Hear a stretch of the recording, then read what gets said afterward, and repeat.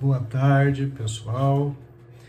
Então, vamos fazer aqui o resumo da live sobre roncos. Uma live do projeto SEDE. Ainda estamos no S de sono. Nós temos feito alguns vídeos e algumas lives sobre sono. Óbvio que um sono de boa qualidade é fundamental para uma boa saúde.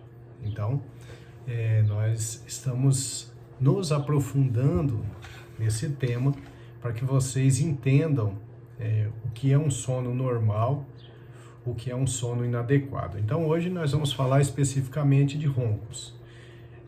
Roncos são muito comuns, principalmente a partir dos 50 anos, mas na verdade a pessoa pode roncar em qualquer idade. A prevalência do ronco é muito significativa.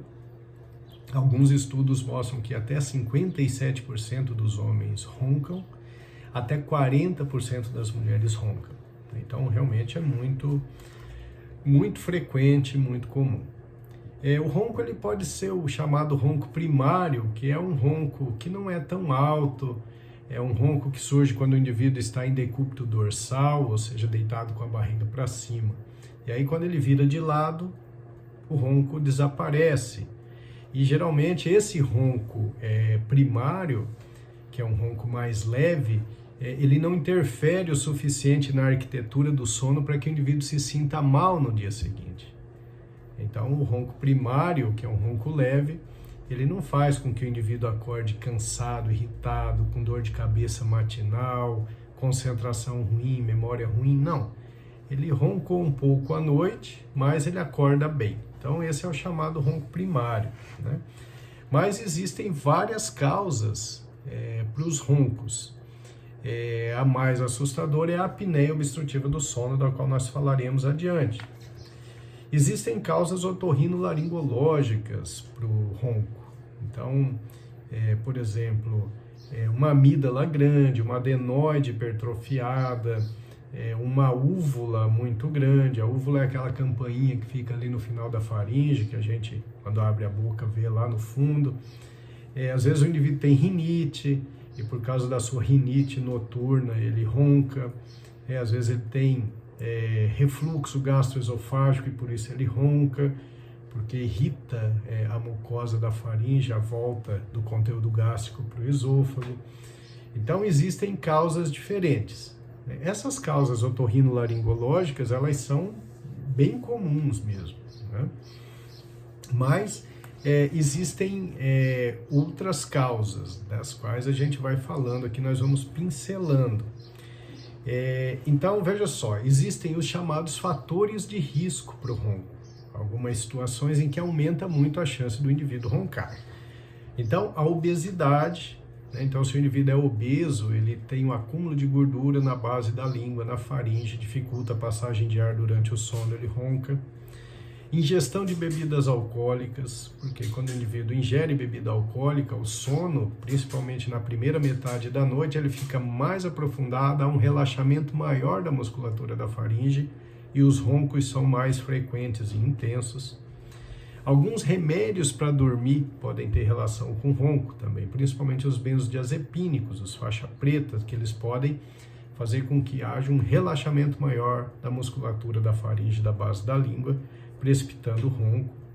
Excessos alimentares antes de dormir, então alimentos de digestão difícil, alimentos muito copiosos, uma refeição copiosa, isso pode também aumentar a chance de risco. Nós já falamos em lives anteriores sobre a importância de se jantar sempre um alimento mais leve, de fácil digestão, e também de darmos aquele intervalo de pelo menos 3 horas entre o fim da refeição e o momento de ir dormir, né? O tabagismo é um outro fator de risco significativo para os roncos. O tabagista ele acaba sempre inflamando muito a musculatura de vias aéreas superiores, tira a capacidade das células ciliadas da mucosa de expulsarem as bactérias, os restos celulares para fora, e aquilo vai acumulando. Então isso vira um processo inflamatório. Então o fumante ele tem uma chance muito maior de roncar. Em relação à intensidade do som, né, tem até classificação de roncos pelo som, mas ele vai de quase inaudível, né, um ronco muito baixinho, até um ruído extremamente incômodo, que às vezes é ouvido em outras partes da casa, que não só no quarto.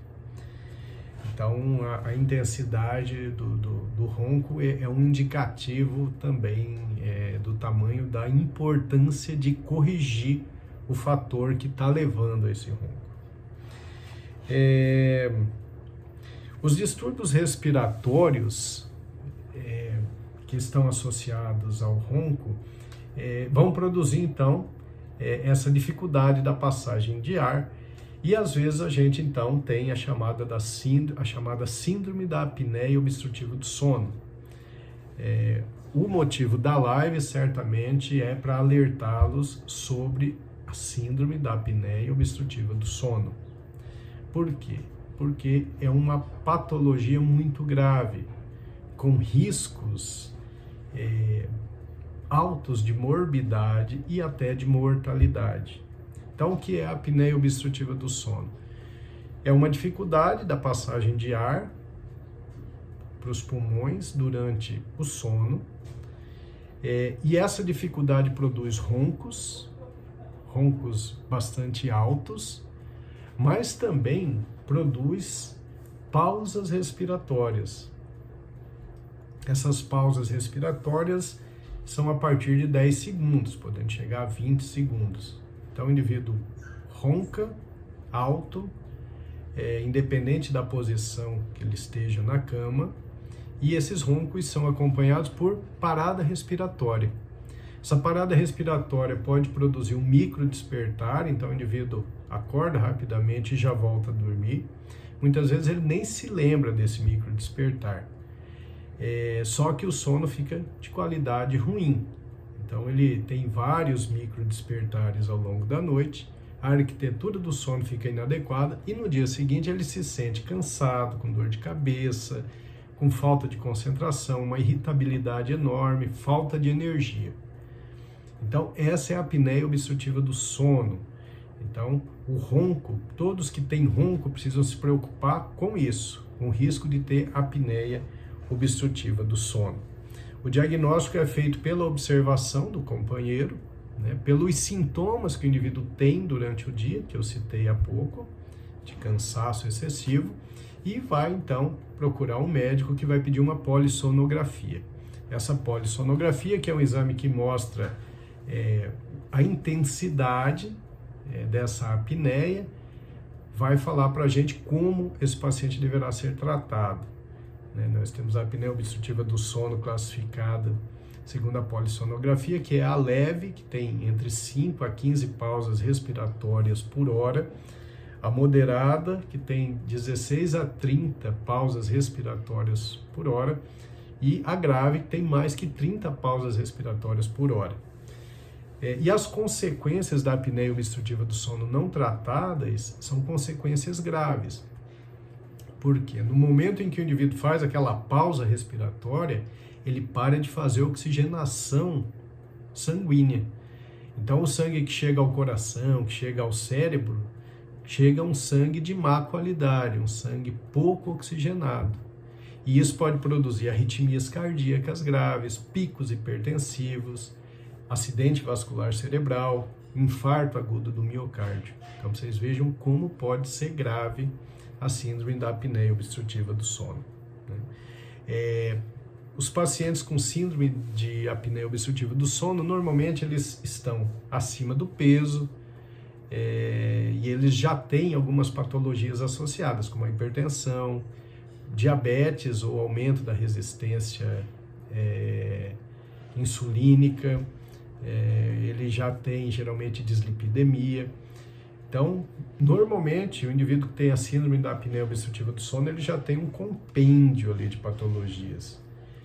Mas às vezes não. Então, a gente precisa estar atento para que, se você tiver esse ronco excessivo, se você tiver as pausas respiratórias, tiver com sonolência diurna, dor de cabeça matinal, irritabilidade, perda de concentração, precisa investigar. Porque se for a apneia obstrutiva do sono, é necessário o tratamento, certo? Bom, o tratamento do ronco vai depender das causas, né? Então, de repente, vai ter que tratar uma sinusite, uma rinite, uma correção cirúrgica pelo otorrinolaringologista de um desvio de septo, ou de uma adenoide grande, ou de uma amígdala grande. Existe a possibilidade do uso dos aparelhos orais, né? Existem dentistas especializados nisso, aparelhos que podem fazer um avanço da mandíbula e melhorar o espaço para o ar passar durante o sono. Tem aparelhos que fazem retraimento de língua. Mas geralmente o que é eficaz para a apneia obstrutiva do sono é o chamado CPAP, né, que é uma pressão positiva contínua das vias aéreas que a gente consegue com um aparelho que fica ligado ao nariz e boca, um cilindro de ar comprimido que vai jogar o ar durante o sono e vai impedir que haja o colapso das vias aéreas superiores. Então o indivíduo acaba parando de roncar, tendo um sono de muito melhor qualidade. Durante o dia ele se sente muito melhor, muito mais disposto. Então o CPAP ele pode mudar a qualidade de vida das pessoas e impedir aqueles problemas gravíssimos associados à apneia obstrutiva do sono, como infarto, como derrame, como arritmias cardíacas muito graves, tá certo? E por último eu vou falar aqui para vocês sobre as recomendações para reduzir o ronco. Primeiro, manter o peso em níveis adequados. Se você tiver acima do peso, já tem uma chance grande de roncar mais. 2, não fume. Evite o cigarro. O cigarro ele vai fazer você roncar, além de destruir o seu organismo de 1001 maneiras, né? Pratique exercício físico. Isso é fundamental. 4, evitar ingerir álcool, principalmente perto do horário de dormir, porque isso vai relaxar muito a sua musculatura respiratória e na hora de dormir você vai roncar e ter um sono de muito pior qualidade, né? O álcool aprofunda o sono, principalmente na primeira metade da noite, e esse aprofundamento de sono, ele se correlaciona com uma dificuldade maior da passagem de ar, porque o indivíduo está com uma musculatura faríngea completamente relaxada. 6, tentar dormir de lado, e não com a barriga para cima. E 7, aqui que eu coloquei que é muito importante, é lembrar-se que o ronco não é sinal de um sono profundo e reparador. Eu ouço às vezes isso, falar, olha, ele dormiu de roncar, dormiu tão bem que roncou. Não, roncar não é sinônimo de dormir bem, muito pelo contrário. Então, se o indivíduo está roncando com frequência, precisa procurar um médico para investigar. Qual médico procurar? As 3 especialidades que mais lidam com distúrbio relacionado a ronco são o otorrinolaringologista, pneumologista e o neurologista. Tá? E geralmente tem um intercâmbio entre esses especialistas da medicina e às vezes o odontólogo, o dentista também participa desse tratamento, tá certo? Então é isso, pessoal. Um resumo aqui, tá bem condensado. O ideal é assistir a live porque tem mais detalhes lá. E peço a vocês que se inscrevam no nosso canal no YouTube, Dr. Milton C.R. Medeiros. Acompanhe o projeto SED. Certamente ele vai trazer benefícios para você, para a sua família, para as pessoas que você gosta. Tentem divulgar esse projeto, tá? Porque é um projeto que vai aumentar a expectativa de vida, vai aumentar a vitalidade no dia a dia e vai manter você com um cérebro saudável e extremamente eficiente. Obrigado.